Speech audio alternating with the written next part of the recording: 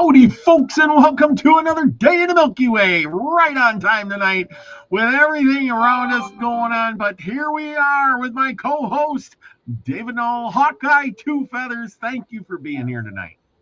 Hi there again, Robert. I hope everybody is warm. And as always, I greet you with the love and the honor of the infinite creator.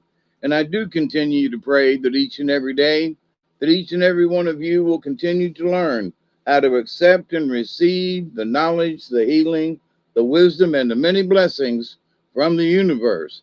And with that said, hi, everybody. We hope that you are well and you are warm and healthy. What you're that you're warm and healthy. This is true. And I got a short story, really short, and then another story tonight. So, and of course, we got cards. Cards, yes, definitely. But tonight we're gonna dive deep into the Oregon Trail. It's amazing the stuff. I've been reading this book. I've been promising you guys I've been going to read this book up, and it's The Prairie Traveler, the 1859 Handbook for the Westbound Pioneers by Randolph B. Marcy. Yes, if you are a pioneer, you would buy this book up first thing and say, oh man, let's go west. Let me find me a dime. That's right. But it wasn't as cheap as you would think it is. And I've learned a lot about it in the last week or two here, more than I have ever thought about the Oregon Trail before. I mean, how, one in four people that went would die. Dysentery, snake bites, broken legs, sickness, illness, all kinds of stuff along the trail. Indians, yes, robbers, bandits, Indians, accidents, drowning, water crossings were, the death of a lot of people. I never thought about that. It's like, just cross the bridge when you get to the. No, there's no bridge. You're fording the river with your wagon and all your goods and supplies tied on. And tonight we're going to go through some of that. So the Oregon Trail, you've heard the name and you probably played the computer game. Maybe. I know I did when I was a kid. We got on that Apple computer when we were in school and we could play that. That was one of the first things that introduced us to computers. It was kind of fun. It was slow and most of the time it didn't work, but it was still the Oregon Trail on a floppy disk, believe it or not. Tells my age, doesn't it? But here's the truth. The real Oregon Trail was harder, bloodier, and more dangerous than anything the game ever showed you. That wasn't a road. It wasn't marked. And there were no rest stops, no maps you could trust, no rescue coming. It was 2,000 miles of mud, dust, rivers, disease, broken wagons, and dead animals, and graves without names. And yet, over 400,000 people chose to walk it. And they say maybe even 500,000. We really don't know how many went, but at least I would say, I bet you 500,000 people. Families, women, children, farmers, former soldiers, and migrants who barely spoke English. And so tonight we're not doing myths. We're doing what it really was like and who went, why they went, what it's cost, what they carried, and how they died, and how many never made it.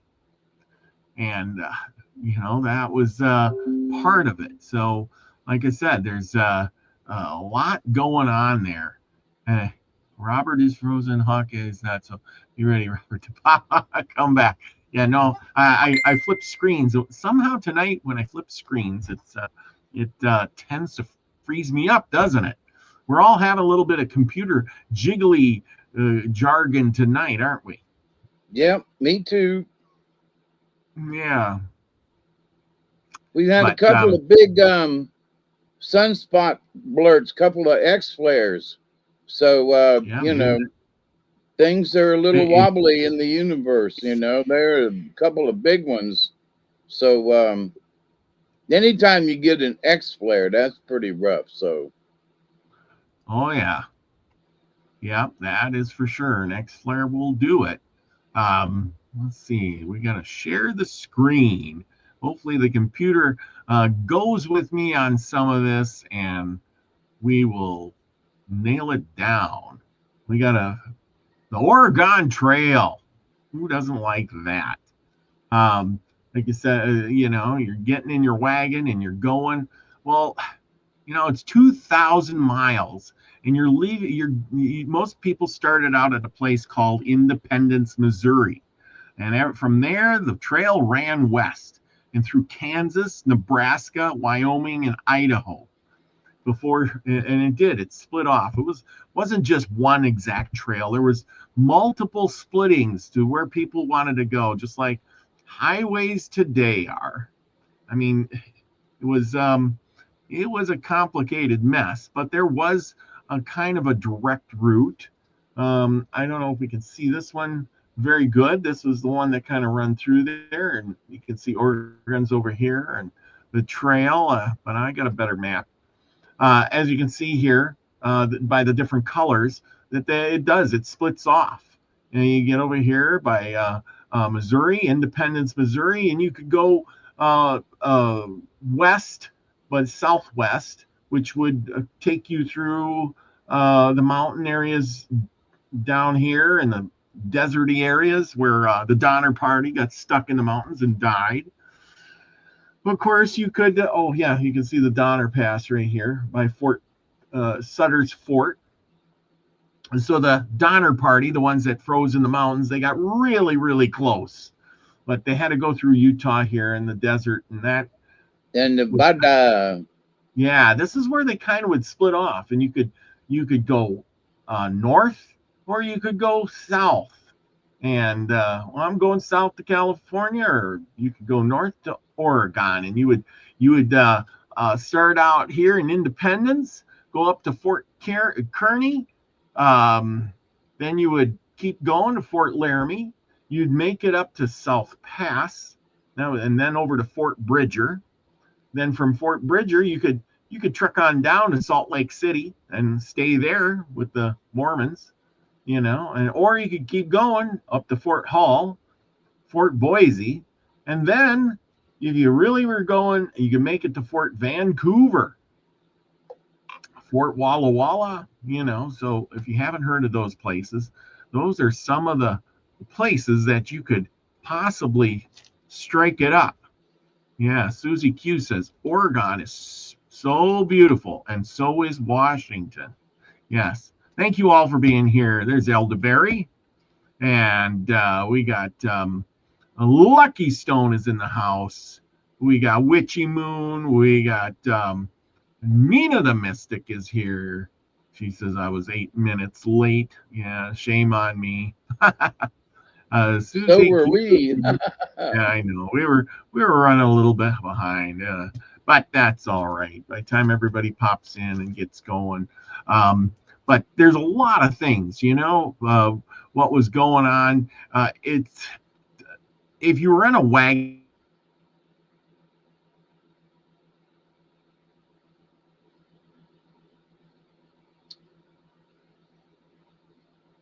Boss man froze. So, in pictures of the Oregon Trail, the trail was like, two wagon tracks. It wasn't like it was a road. It was just two wagon tracks. And it was described at times that you could tell the Oregon Trail by all of the litter that was left behind.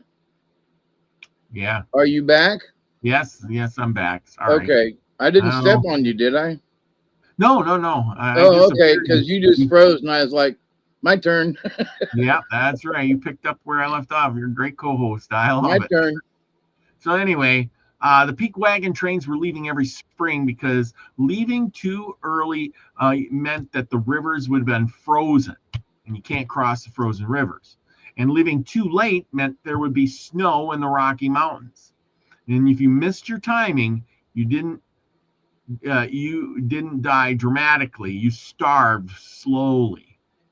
Okay, so it wasn't fun. You had to get that window of opportunity. It ain't like today where you can get in your car and you can drive across the country in a couple of days.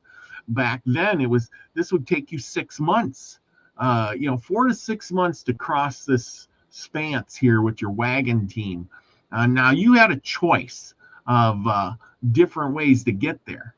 Well, let's first decide, why were people going west? There were farmers who went west because they couldn't afford the land in the east, which makes no sense, because you think, well, there's plenty of land out east.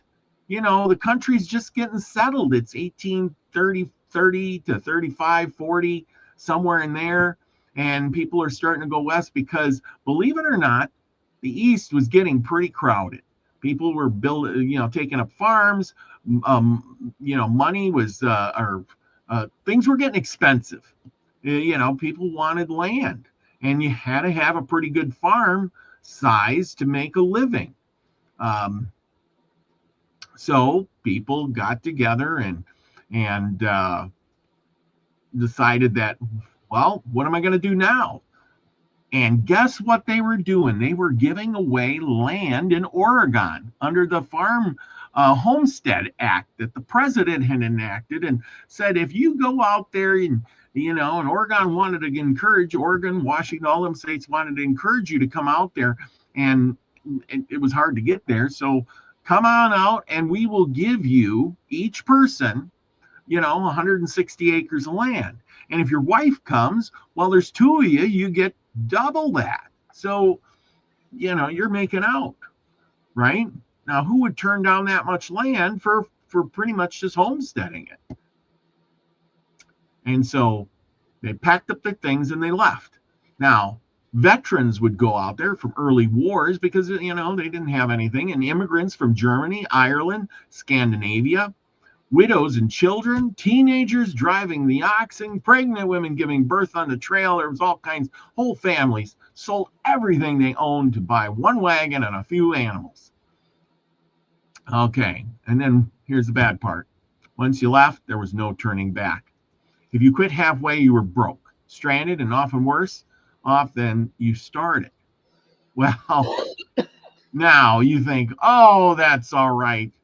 Back in the day, you could just, everything was so cheap, right? Now. At this point in time in the world, prices are somehow going up. They were kind of expensive with things. Remember, lots of people, less resources, things go up. Land with prices were going up. People were fighting over stuff. The country was growing and it needed to expand. The government wanted it to expand. They wanted to figure out how to populate. This was another thing. The government wanted to populate the country and get our people, the American people, across the country before another country would come in and swoop it up. We just made the Louisiana Purchase back in 1803, and Jefferson had sent Lewis and Clark on the expedition out there, the discovery expedition, to see what they had. And when they came back, he says, we got to get people out there. We got to expand this country. And this is how they did it.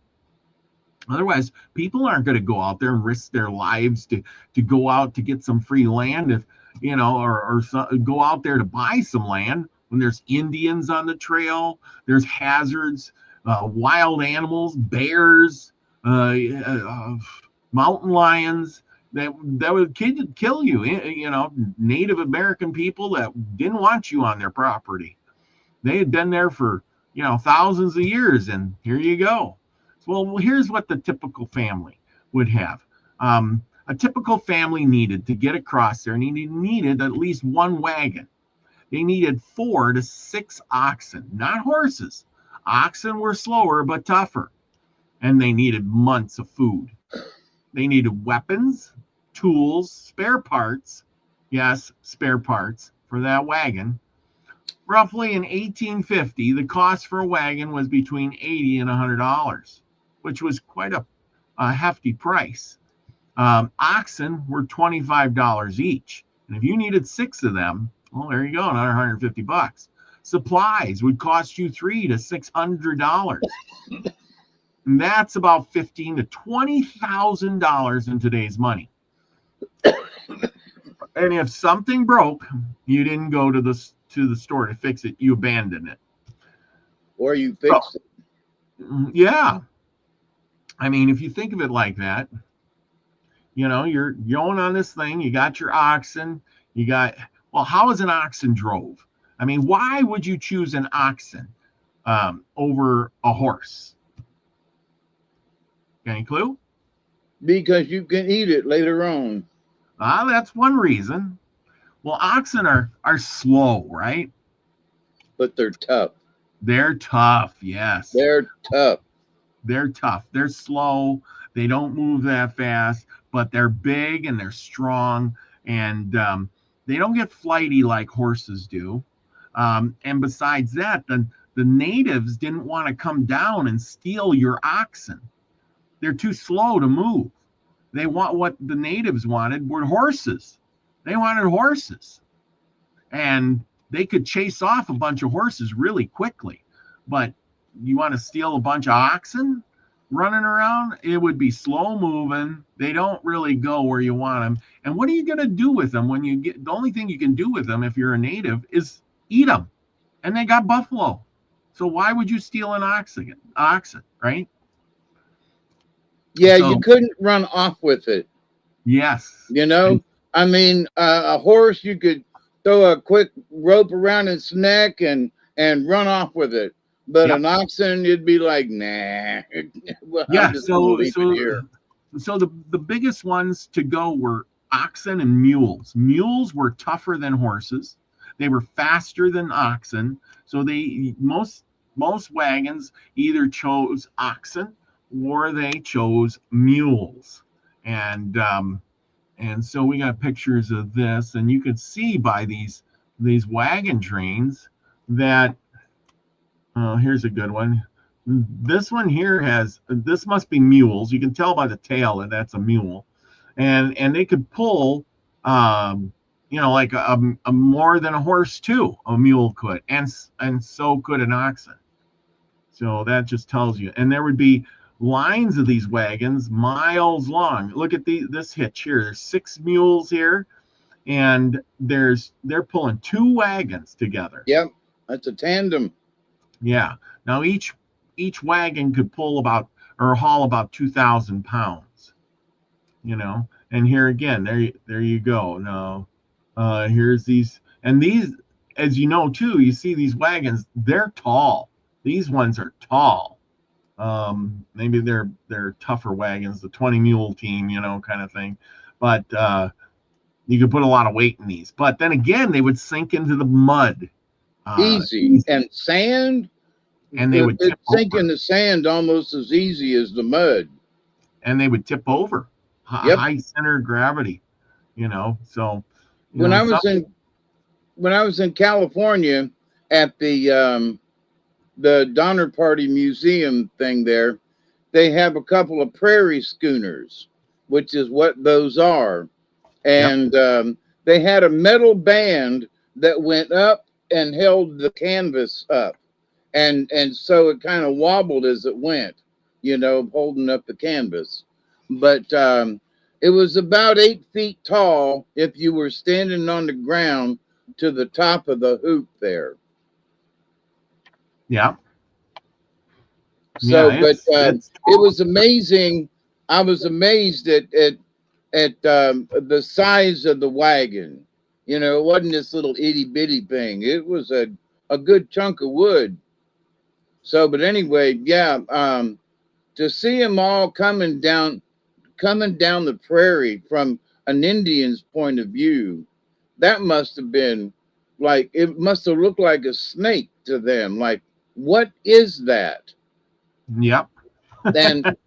and And as I'm sitting here thinking about it, you know, they come up over a hill and there's this line of white things and undulating because the top hoops wiggle and the canvas is moving and the oxen are walking and and so they're not quite in a line and then they line up again and then another. So it must have looked like a snake for sure.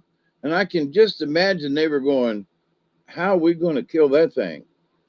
Oh yeah, yeah, exactly.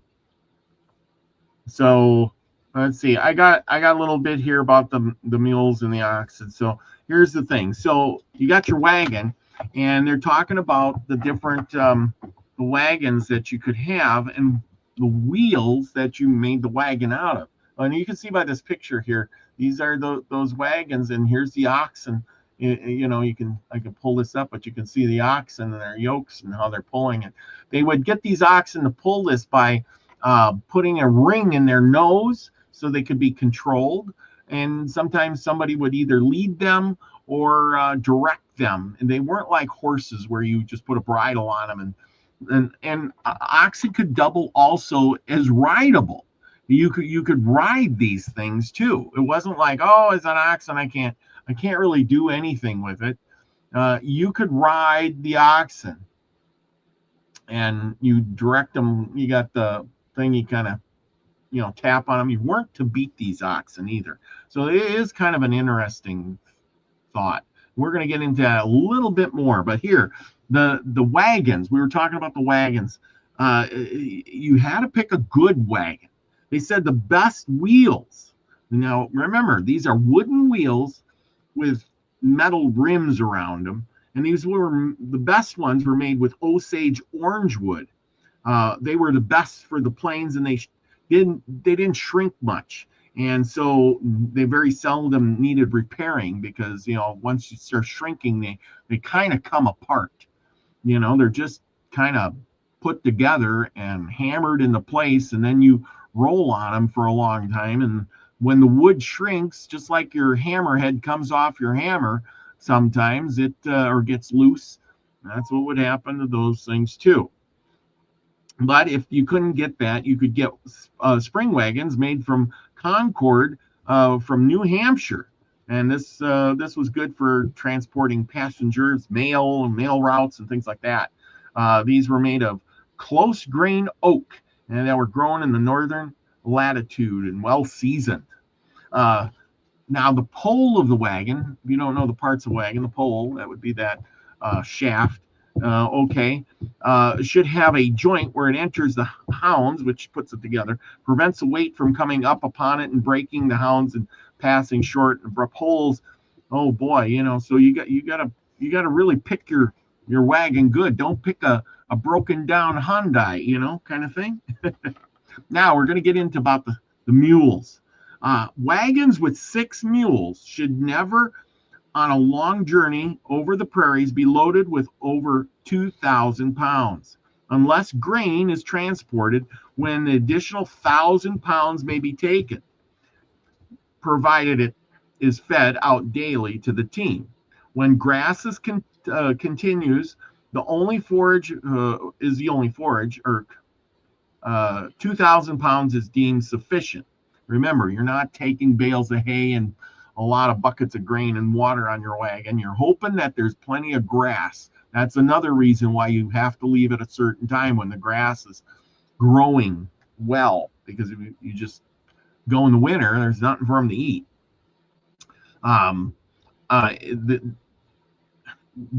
See, anyway, there's sufficient material. Oh, if you take a different kind of wagon, 4,000 pounds, but they are seldom loaded with more than half the weight. So those bigger, heavier wagons, even though they can haul more, they don't haul more. Okay, so then on to the mules or the oxen. There has been much discussion regarding the relative merits of mules and oxen for prairie traveling, and the question is yet far been being settled upon good firm roads in a populated country.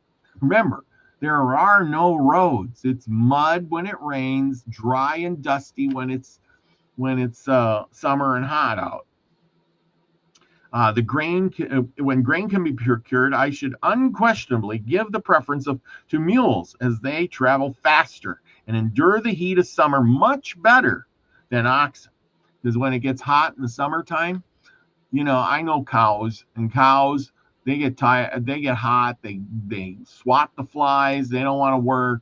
The dead of the day, the heat of the day, they want to just lay down and do nothing.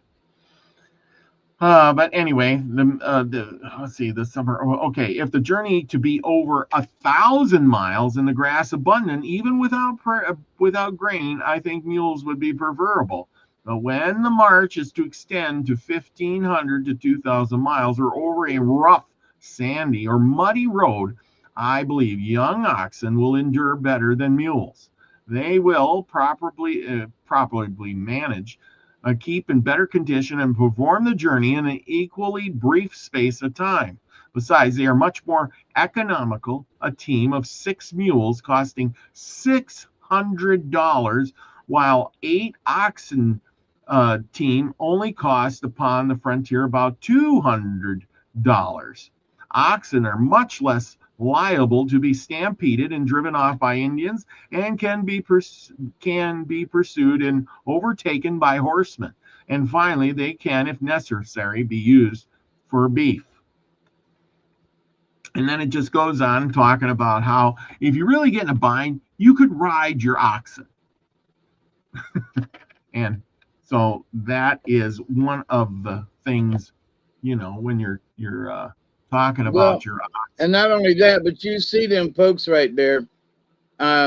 You'd be sitting on that wagon, that hard piece of board, and after a while, you'd be swapping out, and you might want to ride that oxen instead of sitting on that wagon, just for changing out. And maybe your horse dies along the way, but your oxen are still good, and you can still stay in front of your wagon and lead your team by riding on the oxen. So, not a bad deal. Yeah, exactly. Yeah, Scotty Boy says wooden wheels, zero shock, no shock absorbers on them. That's for sure. Um, anyway, yep, no shock absorbers. That's a lot of bumping Some around. of them did have leaf springs, though. Yeah, but I don't think that was quite the didn't do much. I mean, heck, some of the old cars had It leaf was springs. it was a stiff ride, no matter what. Yes, exactly. So what are these settlers taking? You're packing up your stuff. What are you taking? Well, in this guide, he suggests that a typical food list per adult. Now listen to this, all you preppers out there. If you want to survive for 6 months and you're going to go on this long wagon trip, you're going to need 150 pounds of flour. That's not that 5-pound bag that you got in your cabinet in your kitchen somewhere hiding. It's 150 pounds. You're also going to need, this is per adult. Now remember, you're going to have a couple people in your family, Ma and Pa Kettle, the 2 kids, maybe Uncle George and Grandma. And, you start adding that up, you're talking a lot of food. All right. So here we go, 150 pounds of flour, 50 pounds of bacon. And why do you have bacon? Okay, why do you have bacon? Oh, for a bunch of reasons. Bacon, when you fry it up in the pan, you got some grease. Yes. And grease can come in handy for frying all kinds of stuff, and mixing a little grease in with the flour for making biscuits and stuff. Flavoring. Oh my goodness. Just, you eat something the same thing every day, you'd be looking for rocks and stuff to throw in the pot for flavoring. Well, yes, I agree with you on those things, but why bacon? Why not other things? Now, here's the thing: if you're taking bacon is smoked. It's already kind of pre-cooked, right? So it's going to keep for a long time. It's also salted, and like you said, for flavor. So it's smoked, It's going to keep, it's got fat, it's got, multiple uses even after you cook it. You can put it with some vegetables, etc., and, multi-purposing. Plus, it's not going to go bad right away because it's already cooked. So you're taking that 50 pounds of bacon per person, so if you've got 5 people in your family, 5 times 250 pounds of bacon, 40 pounds of sugar per person for 6 months that you're going to be on the trail, and 20 pounds of coffee. Wow. Of course, you're going to need abundance of beans, rice, dried fruit. Now, this one is one that got me, believe it or not. And this one I'm going to talk a little bit about in here that I didn't know, and you'll probably be surprised that they actually had too, because this was, let's see. So we're going to go back to here for a little bit. And he talks about the pork. Pork, if well cured, will keep several months on its way, but bacon is preferable. And flour should be packed in stout, double canvas sacks, well sewed, 100 pounds in each sack. And then butter may be preserved. Now listen to this. Have you ever done this? You're older than me. Maybe you knew how to do this. Butter may be preserved by boiling it thoroughly and skimming off the scum, and as it rises to the top until it is quite clear like oil. Then it is placed in a tin canister and soldered up. I guess that's a way of curing it. But this mode of preserving butter has been adopted in a hot climate of southern Texas, and it is found to keep sweet for a great length of time, and its flavor is but little impaired by the process. So there you go. You can get your butter and boil it down, spend hours in the kitchen, and then put it in tins. Yeah. So anyway, and you turn it into an oil. Yeah, pretty much, yeah. Lucky says bacon stores well if it's used to be much more salty, though. Yeah, but if you had the bacon salted, you wouldn't need that. That's the flavoring for your soups and your stews and everything. So it's a twofer. Fat back. Yes. It says here, sugar may be well secured in a India rubber or a gutta percha sacks. I don't even know what a gutta percha sack is, but I suppose it's kind of a rubber sack or something like that. Anyway, so placed in the wagons as not to risk getting it wet. Yeah, you don't want to get sugar wet. Then we have this.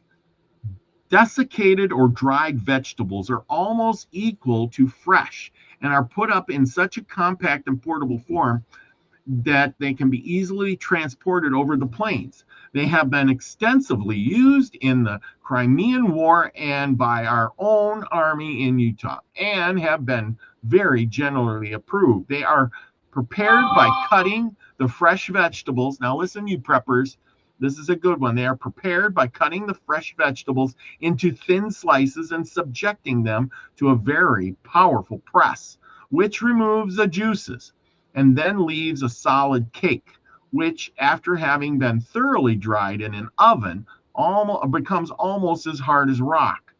A small piece of this, about half the size of a man's hand, when boiled, swells up so as to fill a vegetable dish and is sufficient for 4 men. It is believed that the acerbic properties of the vegetables are not impaired by desiccation and will keep for years if not exposed to dampness. Canned vegetables are very good for campaigning, but are not so portable as when put up in the other form. The desiccated vegetables used in our army have been prepared by this company named Shallot and Company, somewhere, I don't know, New York. Yes. So there you go. A single ration weighs, before being boiled, only an ounce, and a cubic yard contains 16,000 rations. In making up the outfit for the plains, men are very prone to overload their teams with a great variety of useless articles. This is where we get the useless article. And stuff people wanted to take that they probably shouldn't have been taken. It is good rule to carry nothing more than is absolutely necessary for use on the journey. One cannot expect, with the limited allowance of transportation, that immigrants usually have to indulge in luxuries upon such expeditions, and articles for use in California can be purchased there at less cost than that of overland transportation. The allowance of provisions for men in marching should be greater than when they take no exercise. Army rations have always found insufficient for soldiers who performed hard service, yet is ample for them when in the quarters. The following table shows, okay, and then it goes on. Here's things that you might want to bring, and it's pemmican, biscuit, preserved potatoes. You don't think about preserved potatoes because today we just go to the grocery store and we just pick up a bag of fresh potatoes. You know how easily that is. Flour, tea, sugar, and grease or alcohol for cooking. Yeah. Let's see. This allowance is a little over 2 pounds of the most nutritious food was found barely sufficient to sustain men in cold climates. Pemmican, which constitutes almost an entire diet for a fur trading company man in the Northwest, is prepared as follows. Now listen to this. I don't know if you can do this with beef. I know people like Elderberry probably will try this after I get done talking about it. Or who knows, maybe Susie Q will try it. She's pretty inventive. The buffalo meat, you could probably just use regular meat too. The buffalo meat is cut into thin flakes and then hung up to dry in the sun, or before it slows fire, or a slow fire. It is then pounded between two stones. Now you don't have to do stones, you probably use your blender, and reduced to a powder. This powder is placed in a bag of animal hide, and then the hair with the hair on the outside. Melted grease is then poured into it. Here comes your lard you were talking about, or the grease, Fat back. Yeah, from the bacon. Then poured into it, and then the bag sewn up. It can be eaten raw, and many prefer it so. Mixed with a little flour and boiled, it is very wholesome and exceedingly nutritious food, and will keep fresh for a long time. Well, how about that? He says, I would advise all persons who travel for any considerable time through a country where they can procure no vegetables to carry with them some ascorbics, which is that dried vegetable stuff. And if they cannot transport it or canned vegetables, citric acid, which is basically vitamin C, answers a good purpose and is very portable. When mixed with sugar and water with a few drops of this essence of lemon, it is difficult to distinguish it from lemonade. Also, along the trail, wild onions are excellent as antibiotics or antibiotics. With also wild grapes and greens. An infusion of hemlock leaves is also said to be an antidote to scurvy. So there you go. There's your. See, we don't hear of scurvy these days, Yeah. But the reason for the drops and the lemonade and so forth was so that they didn't get scurvy while they were, going across the prairie. Ascorbic acid is orange juice. Yeah, well, yeah, exactly. Yeah, somebody ascorbic acid. Yeah, it's basically oranges or citrus. Yep. Let's see here. Hang on, I gotta. I'm trying to get something set up for later. And also something that they did was they made beef jerky. Yes, that is true. There's a lot of folks that my brother, when he was alive, had a dehydrator, and he made his own beef jerky. Yeah. And so It's really not that hard to do. It just what it is it just takes a little time to slice the beef and everything and to prepare it. But he made his own beef jerky, and it was pretty good, I gotta say. So, but they know Tui. They knew how to do that kind of thing too. Yeah, isn't that amazing? Elderberry says you cover the meat in rendered fat and preserve it. Yes, that's what the crock. Everybody wonders what. I mean, I'm sure everybody knows what a big crock pot is. Those big ceramic crock pots. But what did they use them for? Most people don't even know. They collect them or they have them, but they don't. They probably never used them.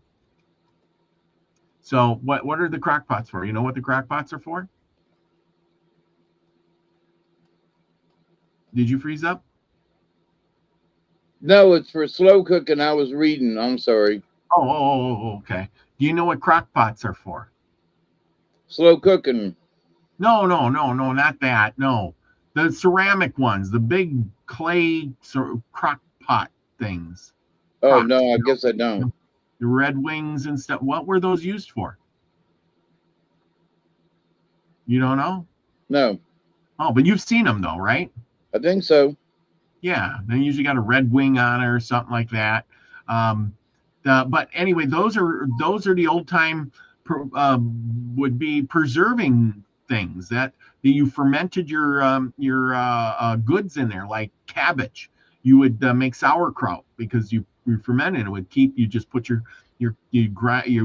cut your cabbage up, and then you put a little salt on it, and then you cover it, and then you put it in your basement and you leave it until you want sauerkraut, and you go down there and there you go, you got sauerkraut. It's fermented. And like Elderberry was saying with your lard, what do you do with all that lard that you got, right? Well, you take that giant crock pot, you get your ham, you get your beef, whatever you got, and you put it in the crock and you cover that with the lard. And that is the sealer. It seals in the meat, but you got to cook the meat first. Don't get me wrong. You have to cook your meat. You put it in the crock, and then you pour the oils over it, and then you pour that over that crock, and it seals it up. And you put it in your basement where it's cool. You can't leave it in the sun. And then when you want a ham, you go down there and you get your ham. Oh, you want a roast? Go down the basement, you dig out that lard, and you put it in a bucket or whatever, your pan, and then you get your roast beef out of there. And then you go up, you heat your lard back up, and you pour it over the top, and it seals it all back up. And that's how they did it. Pretty cool, huh? Yep. Learned something new tonight. You know how the only way I know that is because my grandma used to do that. And then she says, that's what all those crocks I had are for. She says, we used to ferment all these things and, had a big crock full of pickles. We had a crock full of sauerkraut. We had a crock that had all our meat in there. There was different crocks with different meats. She says, I would cook all this stuff up, and her grandpa would come in, she says, and he'd go down there, and he was a cheater, she says, and he would go down there and he'd dig that out and he'd cut himself a little piece of ham and and he'd smooth it out. Oh yeah. So He was a cheater. Yeah, she says, oh yeah, it's looking slow cooking meat all day. Yeah, that's the crocks we have now. They cook big crockery. It was used to pickle and ferment. Yep. See, Elderberry knows. He's good on that. I got to get with you, Elderberry, someday, and we'll have a good conversation about pickling and fermenting. Yes, that would be great. Scotty's boy didn't know that. And that's your first jars. Yes. Batter grease itself is seals. Yes. And that's where they had all this lard from. These mules and did our own sauerkraut. Yes. And did our own sauerkraut and crocks. See, Elderberry did that. He's from the old school. I've made sauerkraut before. Got the cabbage, cut it up. Nowadays, I put. You like sauerkraut? Yeah. You do. Well, go to town, get yourself a cabbage one of these days. Get yourself a mason jar, a quart size, preferably probably with a big lid. You know, and you go and you put your sliced, you chop up your cabbage, you put it in the jar, and you put some a couple teaspoons of salt or teaspoon of salt or two in there, and you just put the jar on lid on lightly so it can vent a little bit, and put it in your in a cold, a cool place. You could put it in your refrigerator, so maybe on the bottom shelf or something where it's not going to be super cold, or you can put it in your basement or something. And well, probably within a month or so, you're going to have fresh sauerkraut. It'll do its own work down there. And then when you want it, want to eat it, you take that jar and take it out, you put it in a colander, and you rinse it off. Otherwise, it's going to be really salty, because you put the salt on there, and then um, you boil it up, you cook it, whatever. You got sauerkraut, and that's how you make sauerkraut, fresh sauerkraut in your own home. And most people don't have no clue how to make sauerkraut. Yeah, So my grandmother, she was, her mother was from Germany, from yeah. just after World War One, and moved to, well, right after World War One, moved to America, and so grossmutter, and so Grandma Mary, she learned how to do that from grossmutter, her mama, Mhm. and so there was always some kind of sauerkraut about once a week in the menu, and always had fresh, shown up mashed potatoes to go with the sauerkraut, and a lot of time there was pork with the sauerkraut. So, Uh, but it was yum yum. I remember Grandma cooking it, and just a lot of people wouldn't eat it, but boy howdy, what I wouldn't do for some, for a pot of Granny's, you know, sauerkraut. And I'm not quite sure if she made her own. I mhm. remember that there was, um, she had, it was not really a pantry because she lived in Florida. It was out on the screened in porch. It was the laundry room. And in the laundry room were shelves and stuff, and they kept vegetables and cans of stuff in there. So I don't know if she made um, her own cabbage or not, but I remember going in there and getting cabbage out of that room, But Yeah, anyway, yeah, hers yeah. was good. Well, back in the day, things people grew things that would keep for a long time over the winter. They Today had we to. eat, yeah, today we eat things out of season because we can go to the store and buy blueberries in the middle of winter. We can um, go to the store and buy cabbage in the fresh cabbage in the middle of winter, shipped from California or Mexico or something. Back in those days, they grew cabbage because it preserved well. Rutabagas, turnips, potatoes, pumpkins, and squashes kept for a long time, and that was And the sweet diet of potatoes. most. Yeah, sweet, but anything that would keep for a longer time was usually what you were eating versus today where we can get anything we want. We eat more fresh potatoes, or we eat things that would normally be out of season. You can go to the store right now and buy radishes, most places anyway. Well, radishes are definitely out of season. So anyway, we're going to talk a little bit more about this, and then we're going to have to do a part two because this is going to be apparently we're not going to get through all of this. There's so much we haven't even gotten on the trail yet. We're just loading the wagons, people. Just loading the wagons. We haven't even got to the Indian territories or nothing, and like I said, it's unbelievable all this stuff that goes along with this. Like I said, we're just loading up the wagons.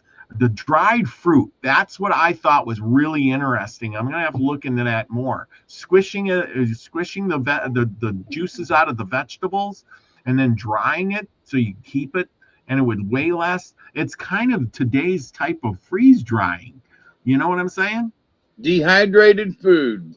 Dehydrated food, yes. And then they just squished it down, and then you would throw it in the pot, and bam, you got stuff. Before they had freeze dried, way back in the day in the 70s, I bought dehydrated food Mm, for in case of stuff hit the fan. So, but it was all dehydrated food, and then they came out with space age stuff, and it became freeze dried. So anyway, go ahead, Robert. oh yeah. No, you're right. It's all that stuff. Well, anyway, here's part of the trip, Independence, Missouri, and then you could go. Now they got the Oregon Trail was a really difficult trail till the government realized that these people were getting attacked along the way, and they put up forts to help people out, because at the fort you could maybe repair your wagon, you could rest, you could get some fresh water, you could rest because you knew the Indians weren't going to be attacking the fort. You could trade for some things you needed. Maybe you needed some medicine. Maybe you needed a new wagon spoke or something, and you could trade some blankets that you brought that were extra for that. And the fort usually had a blacksmith, Yes, which yes. was real important when you had a flat tire. Or if your horse died or your mule died or something, or got chased off or killed or something, broke a leg, there might be even a doctor there. You could buy another horse, but then again, remember, as you're going on this trip, things are going to be more expensive because it's harder to get those supplies out to these people. And as you keep going, you want to get all the way up there, and you got to float. Remember, there's no bridges. When you get to a river that you can't get across, you literally have to try to float your wagon across. They would get unhook the horses, put the wagon in the water, take the wheels off, and coat it with tar and float the wagon across the river. Can you imagine that? Wow. But anyway. Yep, and there were. I was watching a movie with Jimmy Stewart and a couple. It was an old western, but it was going across, to California, and there was the old guy that was the wagon master, and there was the young guy who was his first time out, but he was going to be gung-ho and he knew how to do it, and the clash, but that he was trying to push everybody to go across this river. And so he goes across the river, and they took a rope across the river and tied it off, and so that folks could hang on to the rope and pull themselves to the other side. And so it was his wife's turn. And as she got the team into the water, there was about 6 inches of water that came down the river, because way upstream somewhere they couldn't see was a storm. And the water rose about 6 inches immediately, and her wagon overturned, and she got caught underneath it and drowned. Just that quick.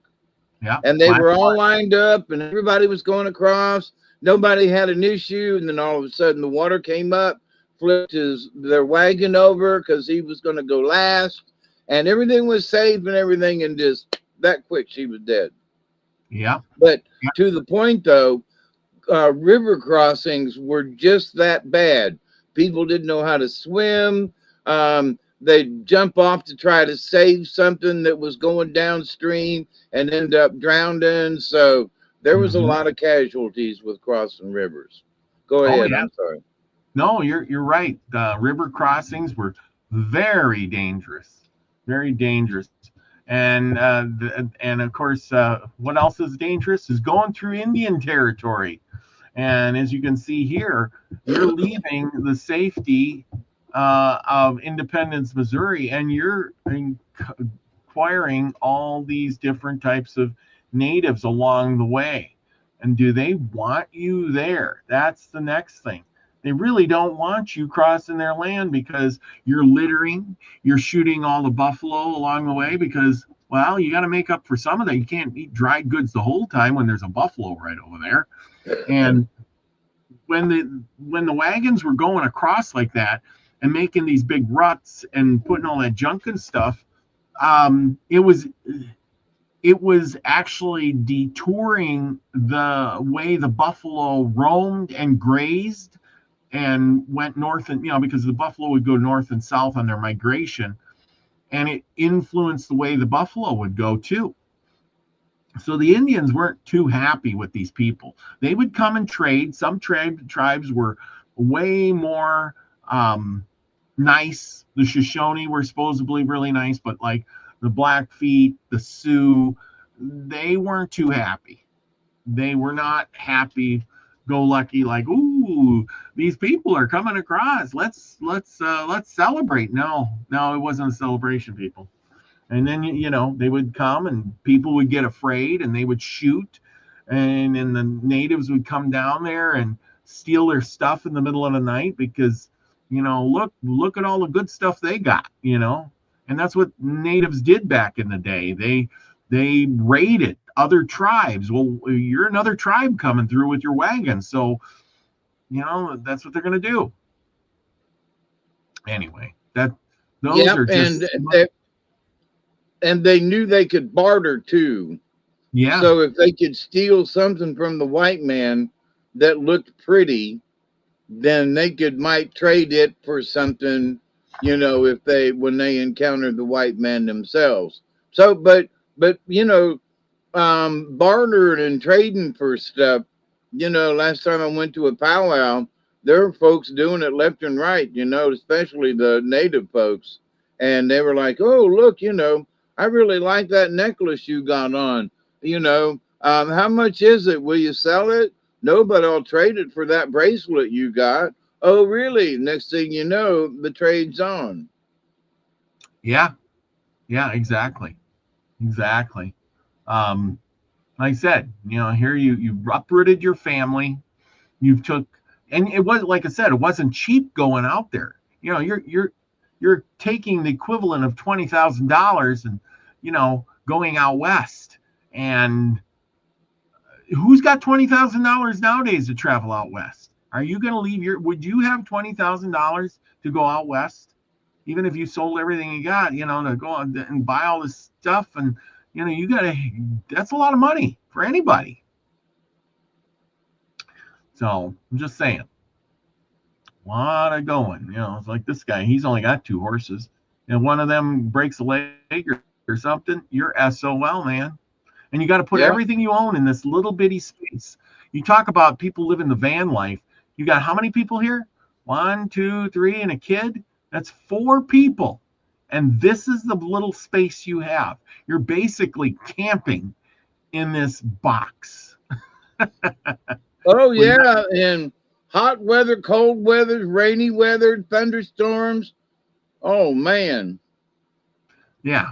And that's all you got to protect you is that. Yeah, I know. It's one of those things. They were the people that went west were some tough mofos. Yep.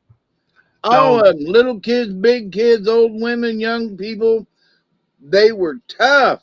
Do you hear me? That's there right. was no slackers. If it was rare that a wagon train made it safe to the other end, because there was sometimes there was as many as 25 to 35% loss before they ever hit the Sierras. Yeah, because most people got weeded out. The strong survive. So grandma, she's 80 years old. She's gonna die. The little kids, they're gonna, probably catch a cold and die. And Lucky says here, the Sioux, Cheyenne, Shoshone, the Bancock, the Paiute, the Cayuse, and the Ute were the more aggressive ones, and because they were sick of the Oregon Trail travelers. BS.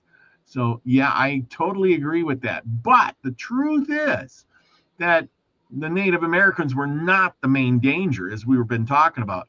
What were the biggest killers of people were this: disease, cholera, dysentery, typhoid.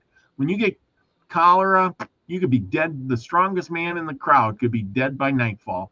Dysentery, you know what dysentery is. You're pooping your guts out and then you die. Typhoid, oh man, you know, that's terrible too. And plus it spreads real fast. And one contaminated river could wipe out a wagon train in days. So basically, where are you getting your water from? It ain't like you're getting it from the freshwater spigot out back. And again, as we talked about, more people drowned than were killed by attacks. Because when they took those wagons across those rivers, wagons flipped, animals panicked, children were swept away. Bye bye, little boy. Like you said, the wife got sucked under the wagon by a flash flood. And then not only that, you got to put up with the weather. You got heat stroke on the plains. Remember, there's no trees. As you can see by this picture, there's no trees there. For miles. Yeah. Not until you get to the mountains, but then you got to cross those mountains. You can see this picture. No trees. What you got is your wagon. And when there's heat on the plains, it's 100 degrees in the sun. Holy cow, you're cooking your brains out. What else is there? Then you got the freezing nights. If you can make it to the mountains, it's cold. So you better bring along, they didn't have the Thinsulate and all this good stuff, the rubber boots and the heated gloves and socks like they do now. You got wool pants, wool shirts, wool jackets. And of course, then you have sudden storms that could come up. And where you ain't going to get in your car and just wait it out. You're waiting in this rickety little freaking wagon with a tarp over it as the wind is blowing and the rain is pouring down overnight. And there was lots of death on the trail. When someone died, you buried them quickly and often without a marker, and sometimes directly in the trail so wagons would hide the grave from animals. So think about that. You died, they dig a hole, and then they run over you with 400 other wagons. Oh my gosh. To mush you in the ground really good. Yeah. What's that bump? Oh, that was grandma. So here we're going to go through this. There was Joe. Most days on the trail, they were brutally boring and exhausting. You wake up before sunrise, you walk 10 to 15 miles a day. You cook over buffalo chips, dried dung, the poop, because there was no wood out there. You prepare your wagon and you tend to sick people. Children worked, women worked, and no one rode unless they were injured. So don't think you're getting a free wagon ride. You're just walking. And yet people still sang, they told stories, and they hoped they would make it.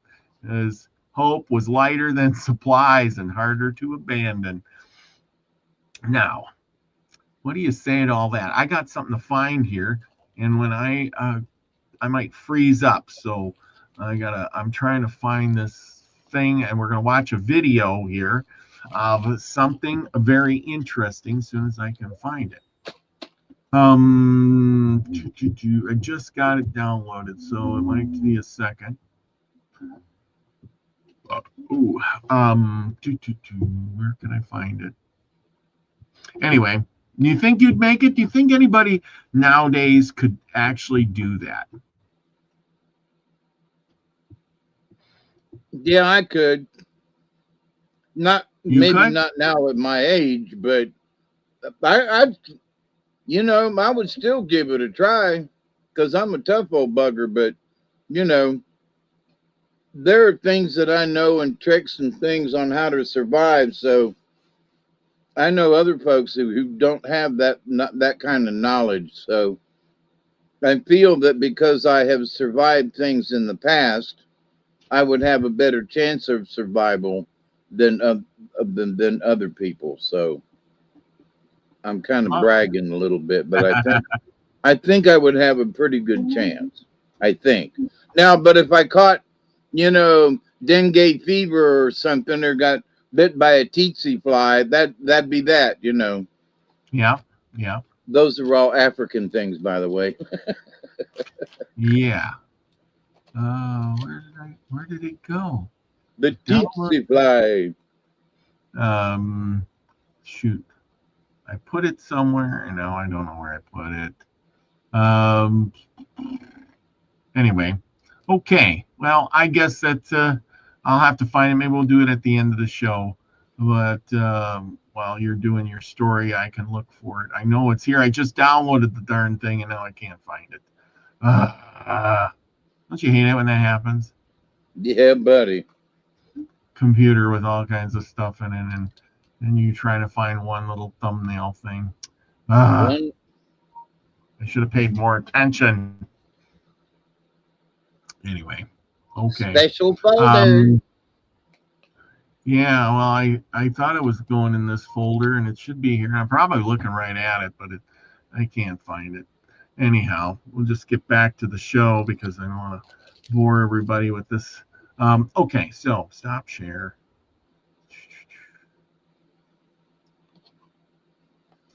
Okay, there we go. Ah, get rid of that, that, that, that, that. And then we'll put up your thing and your story. But anyway, we're going to have to continue on next week with part 2. Believe it or not, there is a part 2 because there's, well, maybe Scotty Boy says, well, maybe 30 years younger. Yeah, people would have to toughen up. You know, that's the thing. Agree. I was 20 years younger. I would go for it. Yeah, well, Susie Q says I could try if I was younger. Well, don't think of yourself that old. Old people went on the Oregon Trail and they made it. I don't think we're as tough as, as people. I think we're all soft. We're all soft, especially Think for today. yourself. Well,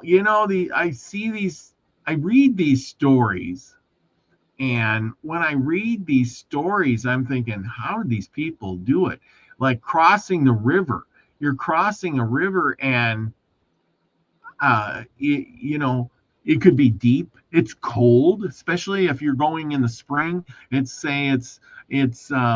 May. It's cold. The water rivers don't really warm up. Ponds, lakes, they warm up. Rivers are cold. That snow is melting in the mountains. It's coming down. That river is ice cold, and you're walking through it. And it ain't like you can just get over the other Or side. swimming through it. Yeah, or swimming through it. And then you go through that water, and then you're going to say, well, I just got to keep walking. We got 10 miles more to go. I'm walking in these shoes, and the horses are wet, and you're wet, and you got to keep, you ain't like getting warm, so you get sick. And then you maybe drink some of that water, and the buffalo were upstream, and they just pooped and peed in it as they were crossing, and now you're drinking it. Seems to taste pretty good, but then you get dysentery, and then you get sick and die. Like I said, they were saying how, it was like every time you turn around, somebody was getting sick, somebody was dying all the time. And they And didn't have any Charmin. yeah, I was reading one story, and it's talking about this one lady, and she was kind of well, and everything was good, and she's just sitting around. They were eating some food or something, and she just passed out, and by nightfall she was dead. And I'm thinking, with cholera, I don't know exactly what cholera is, but It's bad. And how come we don't get it today? You know, but then again, we have medicines. You get sick like that, you go to the doctor, they give you stuff, they got medicine, and you live, you live, you live. What is you have a certain amount of tendency about your ridden in a snowstorm, ridden in pouring rain on a motorcycle. You have no idea. Well, there you go. Good deal. See, I knew the people coming here are tough. Susie Q is tough. Yeah, there you go. Yeah, Oh, that's true. roads are dry, storm. It was just blowing snow. Oh, yeah, exactly. Scotty Boy says, no, Sherman, I'm not going. But yeah, yeah. Remember, you're out on the plains. There's no toilet paper there either. Yeah. Oh, oh, Scotty boy, you wouldn't be wiping yourself with leaves because on the plains there's no trees, no leaves. You'd have to use grass or buffalo poop, dried buffalo poop, You use your hand. and then you wash it off. I don't know. Yep. And then you get some dirt and you wash your hands in the dirt. And when you find water, then you wash them in the water. Okay, you just grossed me out. Yes, time for the story. But that's just it, you know, when you're out when you're out there in it and you got no other, what are your options? You know, you've Yeah. just had to do what you had to do, and you're sitting there kind of crouched over and what do I do next? Yeah, we don't realize how hard the pioneer days were and how good we all. No. Lucky says cholera is an acute, life-threatening intestinal infection spread through water or food contaminated by the feces of an infected person. And there you go. There's your explanation. I went ahead and wiped my ass with my hand, and then I served all the people dinner. Yep. I then decided to make some bread, and I kneaded the dough with my poop infected hand, and I thought I washed it off good, but there was probably some little kernels of poop underneath my fingers. Oh, gross. And then Susie Q says, hopefully you wash your hand, hopefully. And Scotty Boy says, oh, no, Hockey, I wouldn't use I would use your hand, not mine. Well, you'd be out there and out on the prairie going, with your hands up like this, going, somebody bring me some Charmin. Yeah. Well, see, cholera is primarily associated with areas lacking in proper sanitation and clean water. And again, you got hundreds of people traveling this trail with no outhouses, and then they wipe their ass with their hand and they put it in the sand, and then people walk through it, and of course they don't bury it probably because they're just moving on, they don't care. And you're walking through the cesspool of poop, and then when you look around and there's no water, no river, no nothing, and you go, well, I just wiped it off in the grass, it's good. And then the little kids come running through and they step in the poop wiped off grass and get it in their feet and their fingers and whatever, and next thing you know they're dying and they're sick, and you wonder, why is this happening? Yeah, John Price says pink eye. Yeah, they get pink eye too.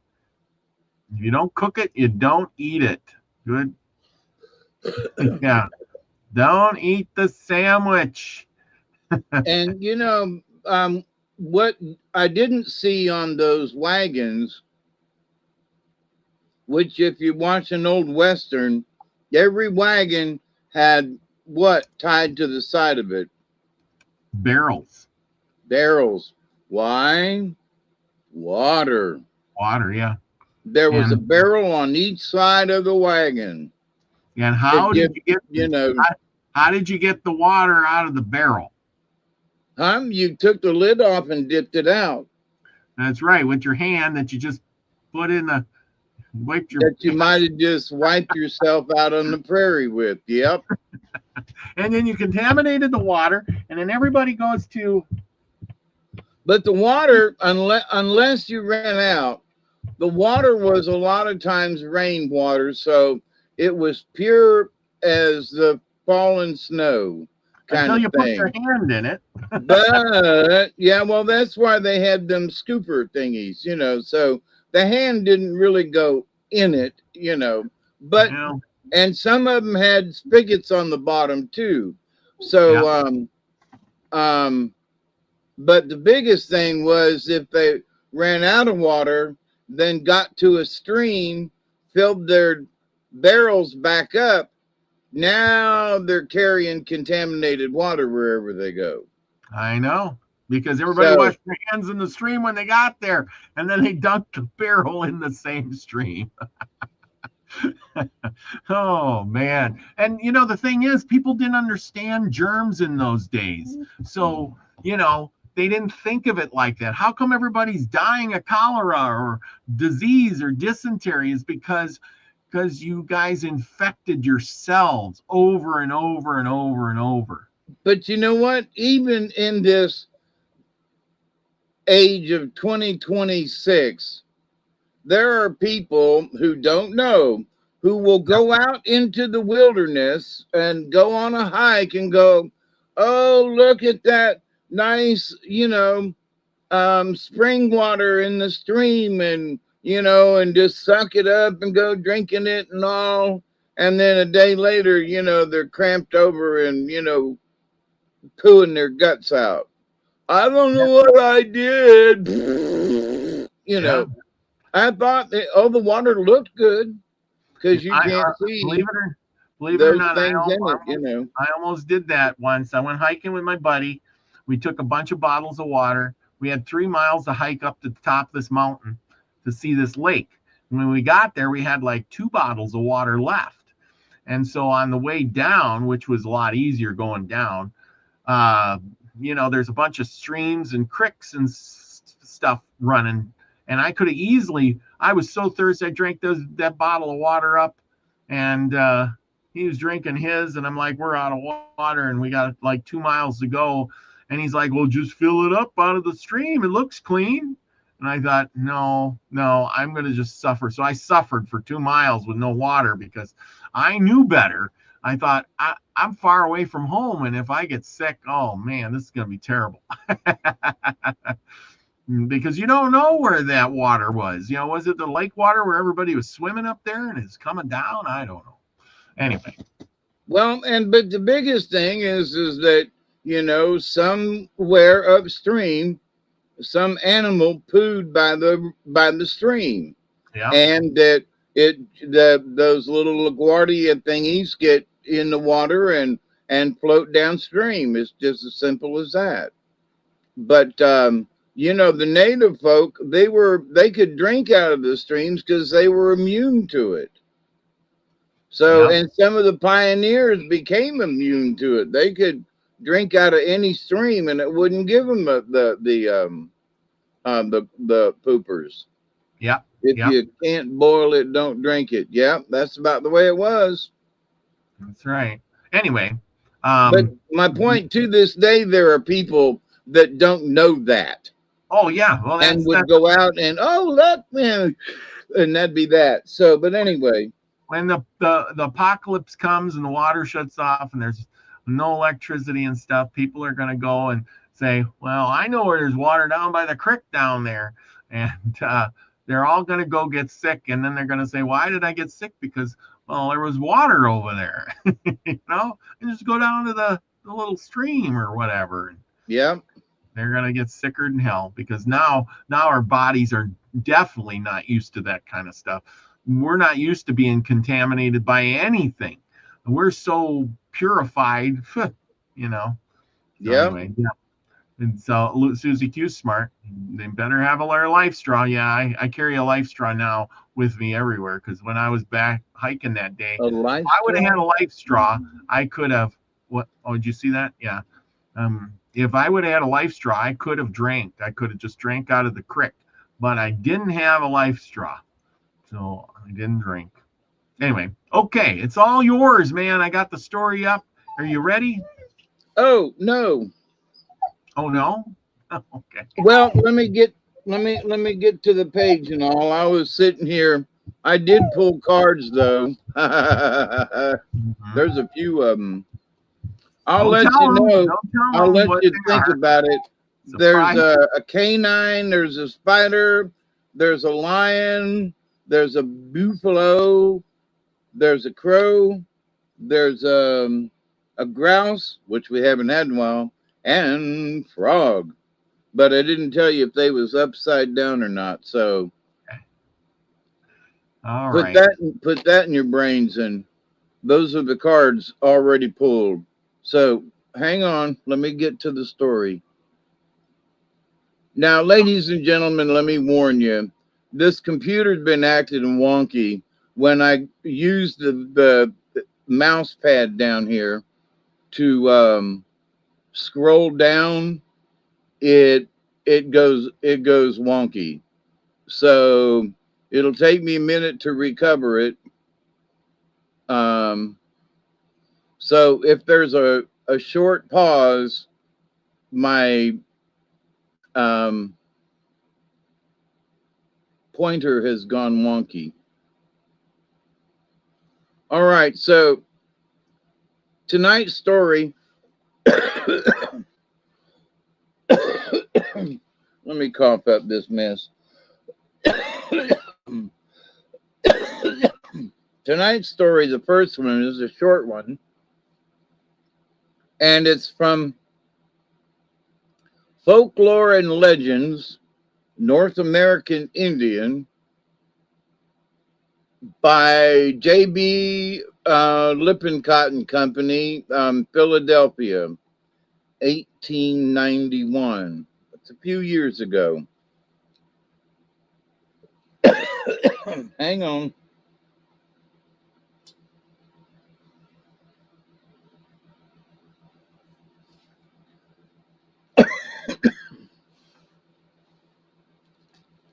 I still get stuff caught in my throat.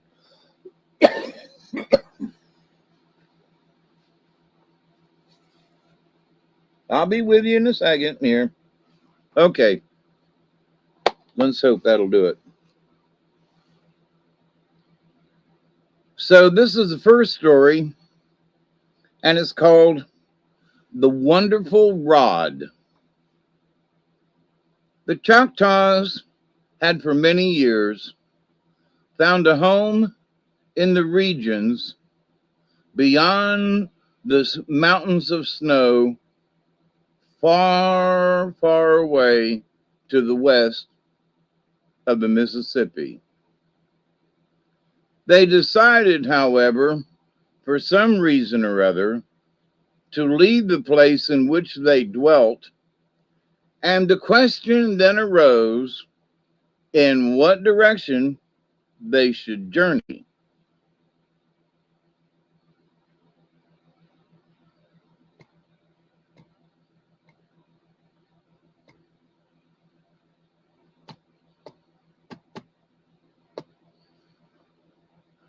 Now there was a Josakid, a priest, who had a wonderful rod, and he said he would lead them.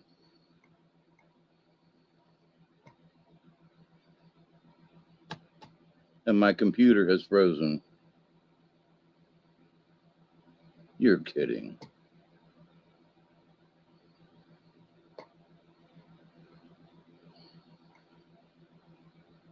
I'm sorry, my computer is frozen.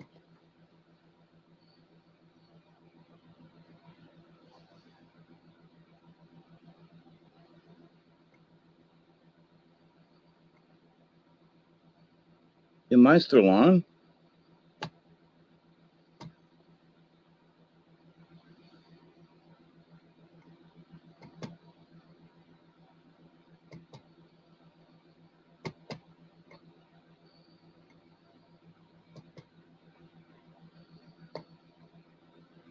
I'm froze. Oh no. Are you gonna make it? I mean, it's hung up. Oh, I can hear you. Oh, I can't change screens. It won't do anything. well, you work on that. I found that video. And Okay, I'm going to reboot. you reboot, and I found that video. I'm going to show the video. Okay, it'll take me a few minutes, but all right. That's I'm all right. going to reboot. Okay, sounds good. Adios. You gotta keep on with the show, you know. Let's see. Oh, how did I do that? Let's see. I'm gonna move this over, and you go reboot, and see you in a few minutes. But anyway, while I boot this up. California Trail for people coming to California in wagons like these. Okay, so this is kind of special, people. We got something cool going on here. I got to share the screen, entire screen. We got to turn the volume on. And so we got this. I found this kind of interesting while David's figuring it out, shutting off his thing, and gotta get him out of there. There you go. And I thought this was kind of interesting. Now, maybe most of you didn't know about this, but let's play this, and you can watch. Here we go. California Trail for people coming to California in wagons like these ones. Along the way, they ate multiple different kinds of foods, but one of the more common types of food they were eating was something called a Johnny cake. Come with me to the kitchen at Sutter's Fort Stay Historic Park to make Johnny cakes. We're in the kitchen at Sutter's Fort Stay Historic Park, and behind me I have a cast iron pan heating up over some coals and some hot water here to make Johnny cakes. So first we're going to add 4 cups of boiling water.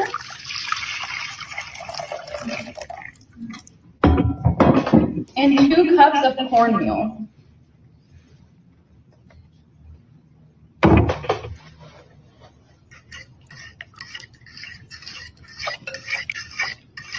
It'll cool down to a lukewarm temperature, and now we're going to add 3 eggs, 1 teaspoon of salt, and 3 tablespoons of flour.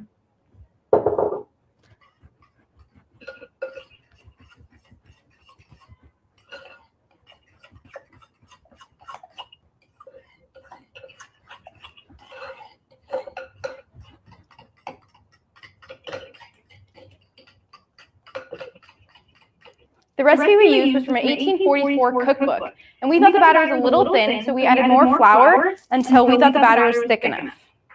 With that said, our pan is hot enough, so let's make some Johnny cakes.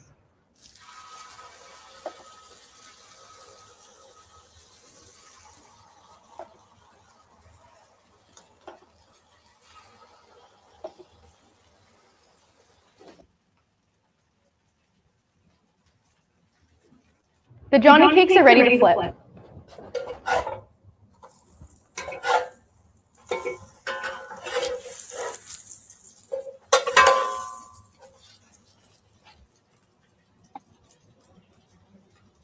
The Johnny cakes are done, so it's time to take them off the heat.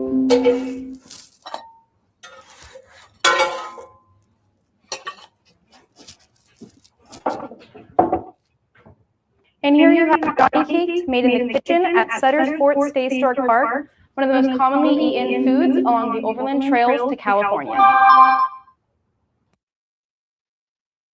Well, there you go. And but there you go. Anyway, I hope that was a good video for you. Kind of tells you about what was going on back in the day and what kind of food you'd be eating. There's your flour, a little bit of cornmeal, a couple of eggs. You put that all together. Okay, because I just salted cornmeal water. Yum. Yeah. Excellent. Elderberry, have you ever eaten Johnny cakes? And if you haven't, well, who out there is going to try them first? That's what I'm saying. Somebody's got to try them. I don't know. Try them out. Make them. Tell me next week what you think. And a little bit of corn. I don't know. I think I got some cornmeal. If not, I'm going to the store and buy me some. Maybe I should make some just to see. I got some maple syrup to put on. That's what my mama made me, but she did. Oh, look at that. Susie Q says, that's what my mama made me, but she didn't make molasses syrup, very cheap stuff. Oh, I see. I wrote the recipe down. I will try this weekend. I have all the ingredients at home. Well, good luck, Lucky. Maybe try to make a video of it too. That would be even more interesting. You can post that. That'd be cool. I'll tune into that one. I'm gonna have to do that too. Let's all try to make some Johnny cakes and meet back here next week, this time, and we'll talk about our Johnny cake making experience. I think that's a good thing. Susie Q, do you think you could still make Johnny cakes the way your mama used to make them? It was good. She would mix the molasses into her homemade maple syrup. Wow. Talk about syrup on your pancakes. And Elderberry says, I've had corn doggers. We deep fry it like that. Oh, okay. And of course, Scotty Boy just loves molasses. Forget the Johnny cakes. Anyway, no, these people back in the day, they really did, try to survive off the land, making things, eating what they ate, what they cooked. Maybe they did or didn't know about diseases as much. But they were dying in the, and wool. We're going to talk next week a little bit about wool, because they didn't have the fancy clothes that we have now. What does good in the winter? It gets cold at night. How are you going to stay warm? What are you making for food? Apparently, you're making this dried vegetable thing and then throwing in some bacon bits and whatever you caught wild in the trail. And I bet you they ate a lot of stew. That's what I'm thinking. It ain't like you go to the freezer and get yourself some fresh vegetables and you get your this and your that. They had to make do with what they had. And that was things that they found along the trail. And now you figure if people been going down that trail for 10 years, say since 1835, and now it's 1845, or maybe even 1850, that trail is pretty well worn. And you've had, a couple 100,000 people or better go down that trail, and they've littered it with their junk, their garbage, their dead, the poop, things like that. And now the trail is littered and gross, and here you are traveling. There's Hawkeye. Yep. Anyway, is it better? No. Oh. Well, I can at least Scroll. it still ain't acting right, man. And I ain't had no trouble at all. But they don't want me to read this story tonight for some reason. I guess. Come Yeah, I'm on, having a man. little bit of trouble too with stuff. So, like I said, I mean, I'm having trouble with the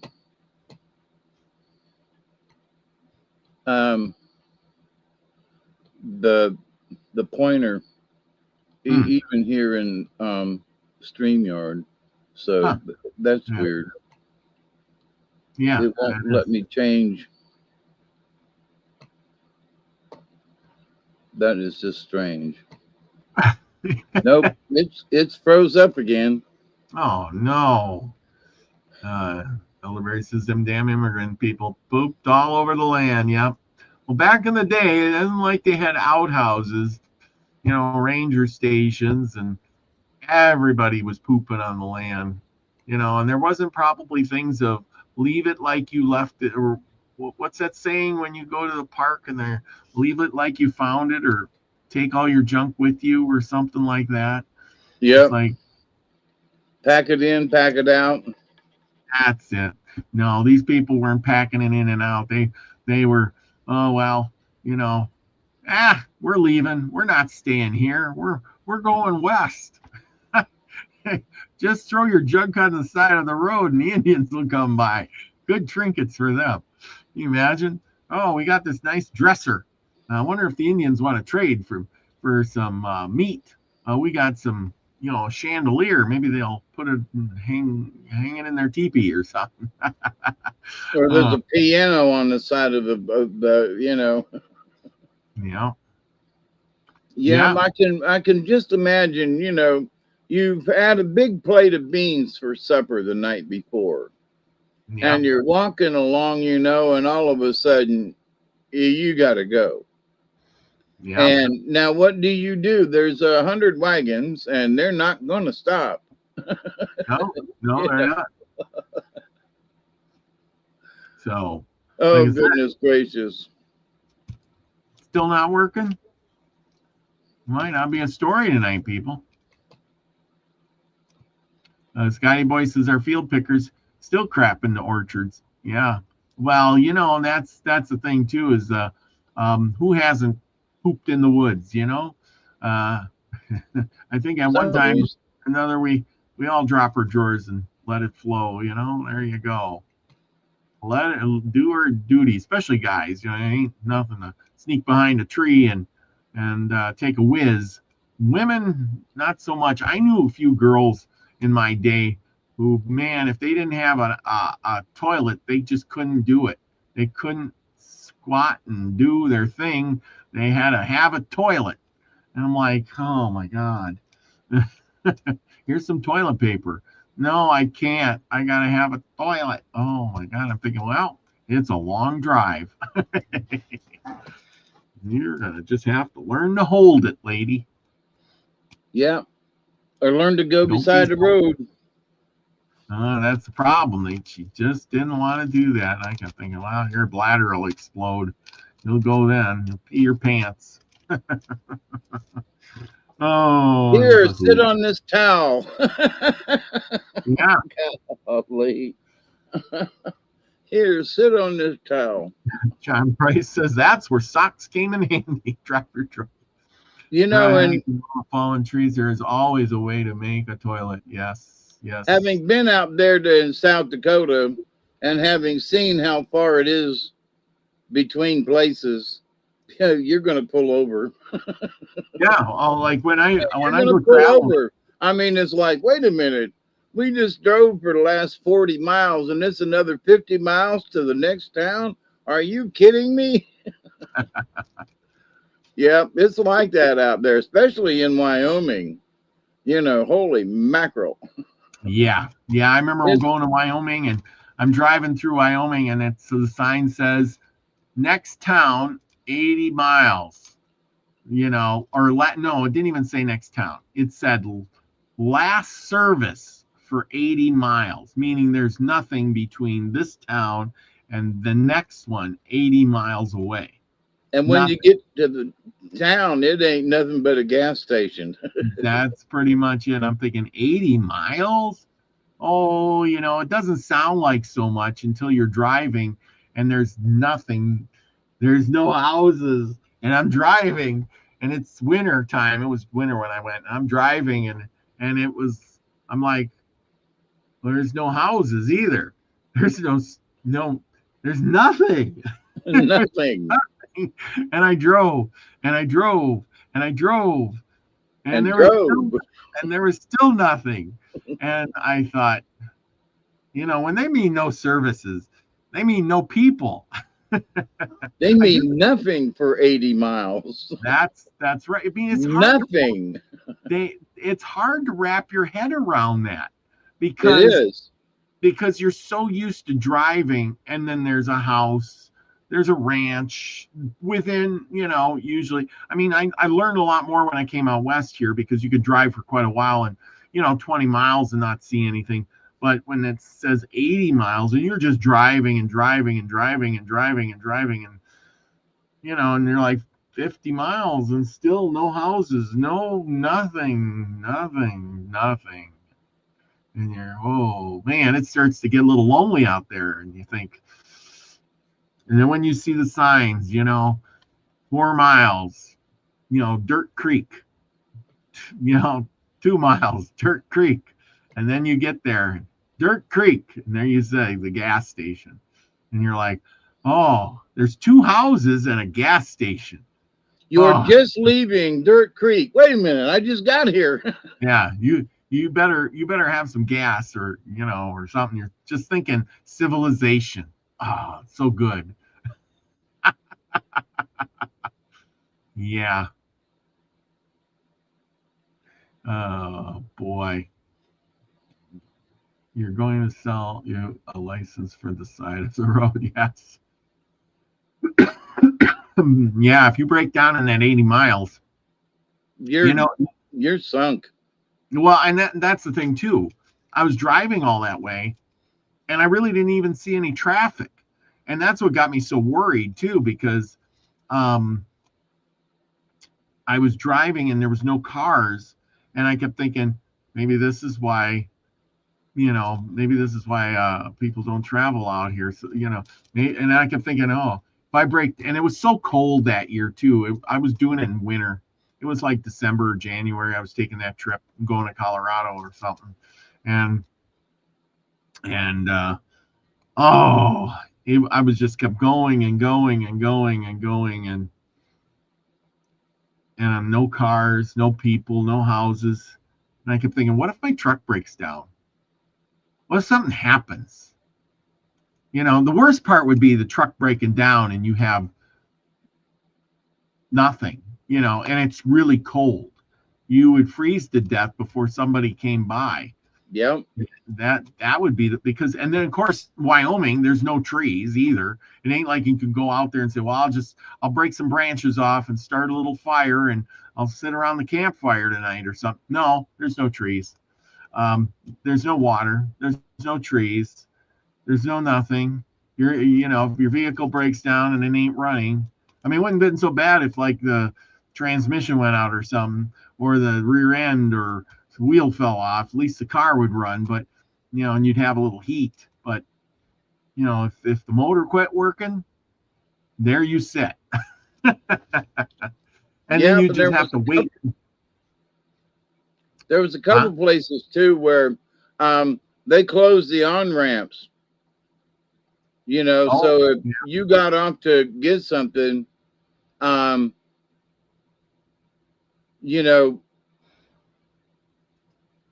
was somebody who got caught between. They got on the interstate, and they came in behind them and closed the on-ramp.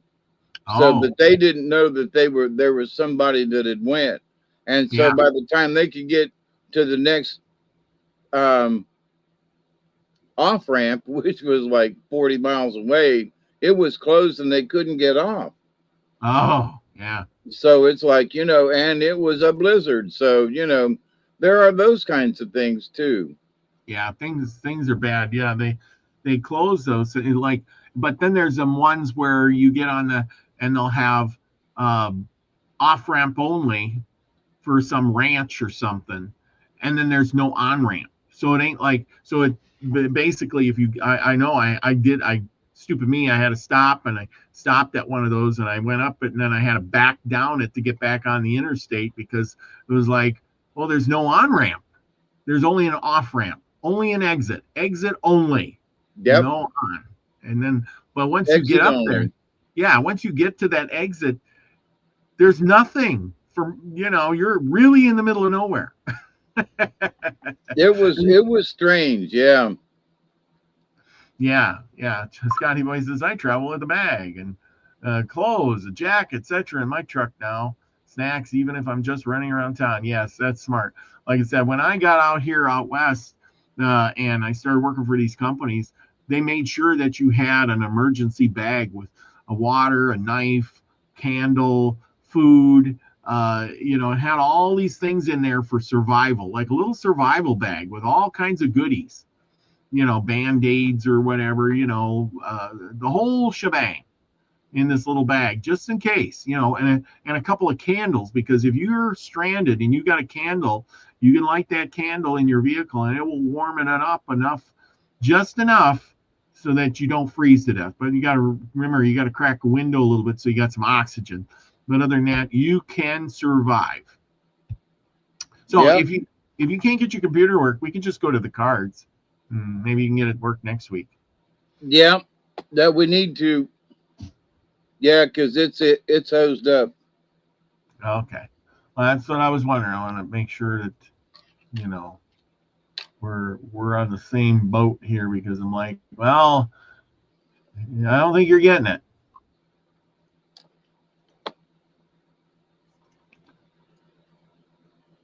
So, anyhow, okay. Start naming them off, and I'll start All doing right. my thing here. So here come first one out is dog right side up. The next one is spider upside down, which means checks the outside edges of your awareness. Mountain lion right side up. Buffalo right side up. Crow upside down. Grouse upside down, somehow dancing in a spiral.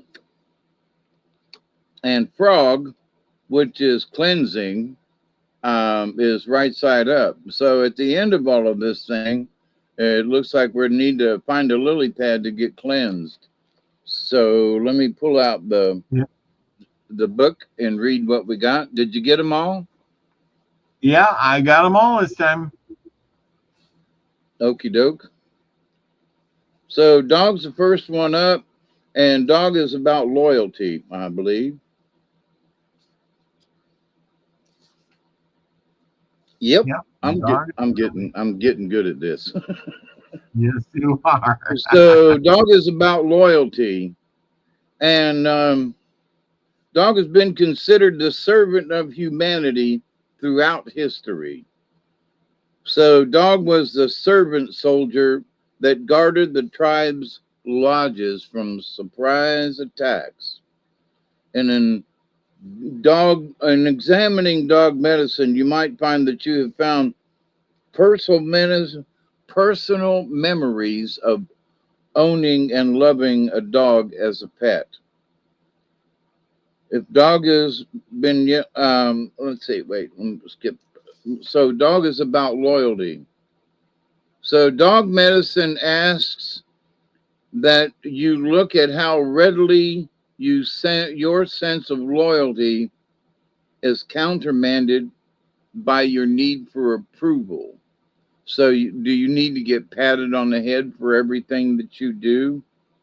And so if you pull the dog card, there are several questions you ought to consider. Have I recently forgotten that I owe my allegiance to my personal truth in life? Is it possible that gossip or the opinions of others have jaded my loyalty to myself or to a certain group? Have I denied or ignored someone who is trying to be my loyal friend? Have I been loyal and true to my goals? So dog is asking that question. So it's about loyalty. So we have to question to see whether or not we are truly being loyal to ourselves. Now, spider upside down is about checking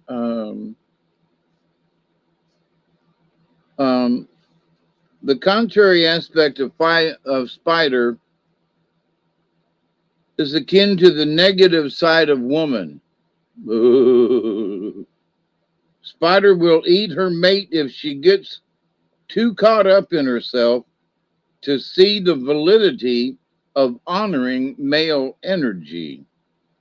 The warrior at her side is a strong balancing force. If you are not presently in a relationship, you may have chosen a member of your family or somebody to harass. If that's what you've done, be careful. If this does not apply to your situation, look at another message that contrary spider brings. And this is probably it. Lack of creativity.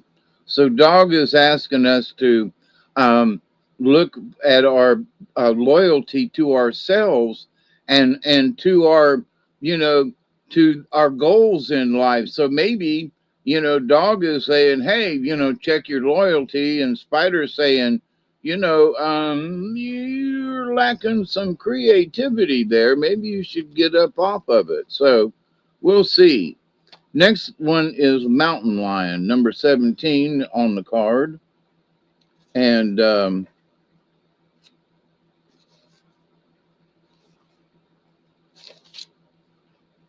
mountain lion is about leadership. So you haven't been creative, and dog is asking about loyalty, and mountain lion here is discussing leadership. So sometimes leadership comes our way when we're not ready for it. So if mountain lion has come to you in dreams, it is time to stand on your convictions and lead yourself where your heart takes you. Mountain lion medicine involves lessons on the use of power in leadership. The use and abuse of power in a position of influence are part of this great cat's medicine. In other words, don't abuse power. And so, in assuming the place of power that mountain lion affords, you must constantly be aware of keeping peace. So the message of mountain lion is keeping the peace. So buffalo is the next one up. Excuse me. Number 19 in the book. And it's prayer and abundance. So leadership. And then after the leadership card comes prayer and abundance. All animals are sacred, but in many traditions, the white buffalo is the most sacred. Buffalo was the major source of sustenance for the Plains Indians because of its desire to give the gifts that its body provided, and because of its willingness to be used on earth for the highest good before entering the hunting grounds of spirit. Buffalo did not readily stampede and run from hunters. So buffalo was, every part of it was used. And so it brings about prayer and abundance. If you've drawn the buffalo card, you may be asked to use your energy in prayer. Okie doke. So mountain lion is leadership, and discussing buffalo, which is asking that we may need to use our energy in prayer. And the next one up is crow, upside down, which is the law. Dead crow is left-handed guardian. If you look deeply into crow's eye, you will have found the gateway to the supernatural. Since crow is the keeper of the sacred law, crow can bend the laws of physical universe. All sacred texts are under the protection of crow.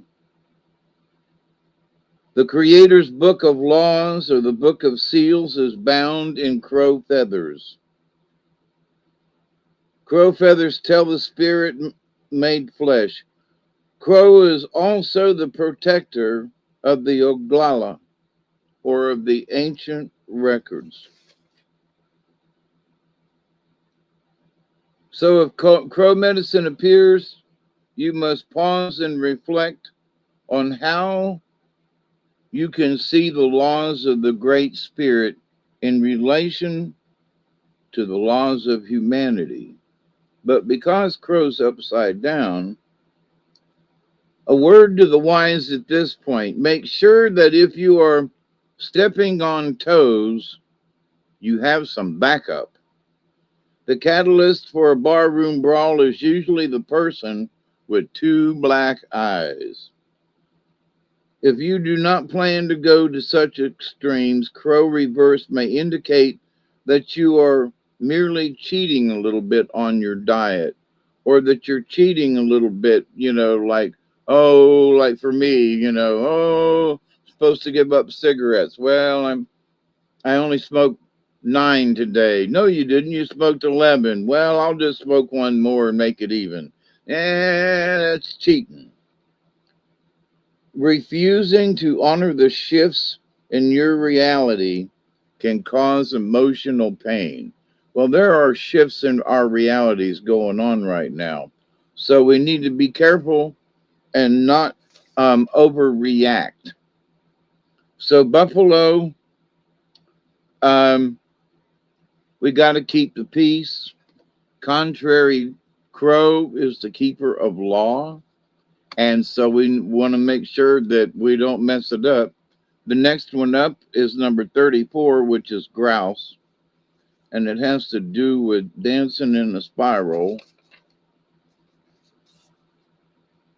So the eternal spiral.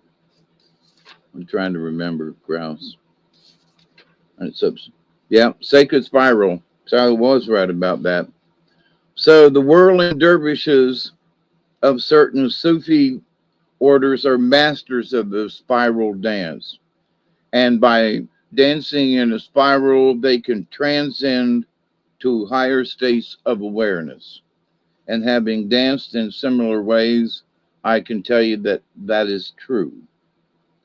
So drawing the grouse card on the contrary side signals a dissipation of energy and the lack of control and discipline. So what it means is that we've lost control and we're leaking energy. And so we need to take care of it. Dancing or walking will put you back in touch with your earth and your body. So if you feel like you're leaking energy, and a diaper won't do it, it's time for you to go outside and dance a little bit or take a walk. So the next card up is frog, right side up, number 38. And frog is about cleansing, pretty sure. Yep, got it right again. So water prepares and cleanses the body for sacred ceremony. And frog is related to water because frog, is born as little pollywogs, as tadpoles. And then through their life journey, they turn into frogs.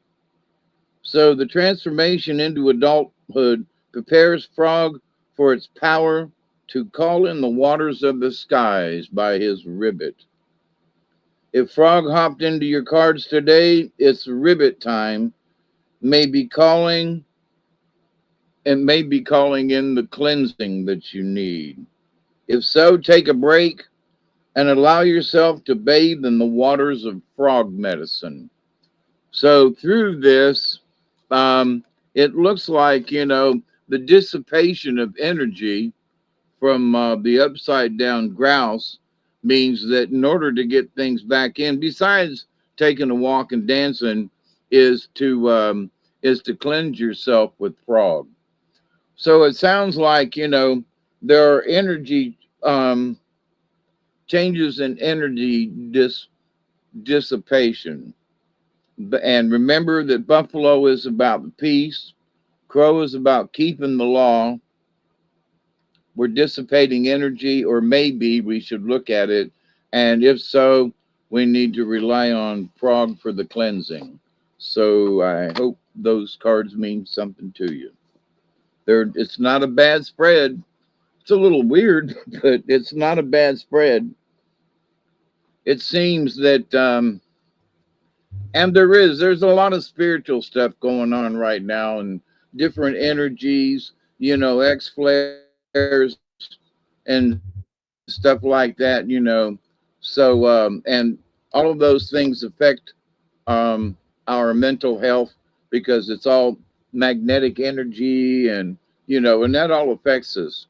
So, if it seems like you're feeling a little too weird, then think about the frog and sitting on a lily pad and cleansing. So, there we go. There you go. Stay Good cleansed start. till next week. That's right. Maybe my computer will act up. I'm gonna reboot it and reboot it and reboot it.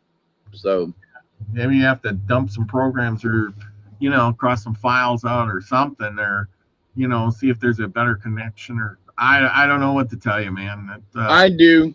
I've got too many other windows open on another program that I was doing some research on, and I don't want to close them because I was doing research. But it's telling me, you need to close all them. So that's probably why it's acting up. Probably, yeah. So I've got too many windows open from another project, and it don't want to work right. So, but at least we got to finish up and do the cards. So, and ladies and gentlemen, we'll start off with the stories next week. So. Yep, that's right. Scotty Boy says, thank you so much, Hawkeye and Bob. It was awesome show tonight, even without the story. Well, thank you for joining us tonight. Thank you. Thank you all. Fun show, Milky Way Soul Tribe. Thanks, Hawkeye and Robert. Well, thank you for joining us. It's good to see you all here and participate along. And we got some good stories. And next week, part 2 of Oregon Trail. We'll get in all the good stuff. Got a show tonight. That's what Scotty Boy wants to know. Maybe we'll see how screwy things go. Yeah. See how things go. Maybe you'll get on. Okay, well, with that, everybody, we're going to call it a night. I got to go to work in the morning. We're at the 2-hour mark. So with that, everyone, remember to go out and do something nice. It will improve your life. Make some changes. Things like that. Think about how good you got it compared to all these people that were on the Oregon Trail getting dysentery. Smile a little bit, right? Pass along a smile, if nothing else. That's exactly it. With that, everybody, remember to be the frequency you want to receive, everyone. Love you all. Peace, everybody. Cheers.